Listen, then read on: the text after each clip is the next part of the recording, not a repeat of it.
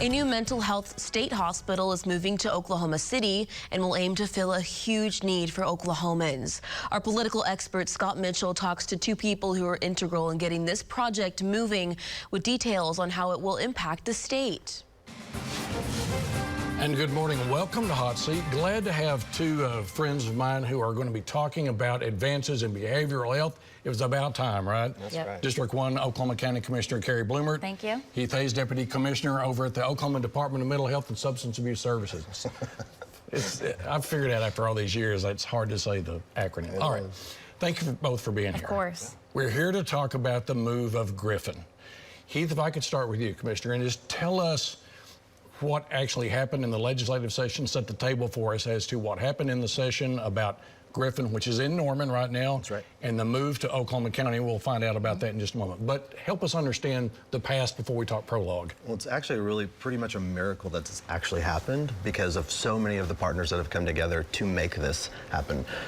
The governor, Kevin Stitt, the legislature, the federal partners, all of our city council and our county commissioners, as well as the philanthropic community, came together to make sure that this actually happened. And so we couldn't have done it without all of those people coming together. And it just kind of speaks an underlying need that we have and the priority that the Oklahomans have. And it makes sense that it comes out of Oklahoma because so many people came together to make it a reality. So for people to understand, this is the state hospital. This is something that deals with all counties, Oklahoma City and Tulsa. And you were talking about partners. Commissioner, that partner is Oklahoma County. Yes. Help us understand how Oklahoma County came to play a role in this situation. So it is not a secret that the Oklahoma County Jail is one of the state's largest facility that treats folks with mental illness. A lot of the folks that get booked in really just need treatment. And we recognize that as Oklahoma County and as the county commissioners.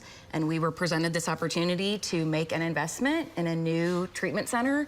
And there wasn't even a question. We wanted to be a part of it. We wanted to invest some money in it because it will, not only will it help our constituents and our residents get treatment, but it will help our jail and relieve some pressure on our jail and really get those folks where they need to be.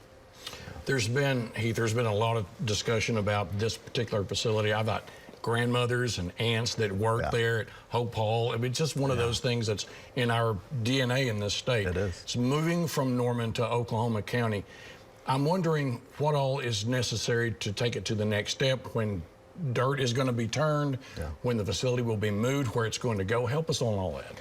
So we are well on our way. We have our architectural designs ready. We have the construction bid ready to go out right now. We have a groundbreaking that's scheduled on March 28th. So it's a done deal. It's a done deal. Okay. We do have to sell the land in Norman where the current Griffin Hospital resides, and that will go off to RFP pretty soon.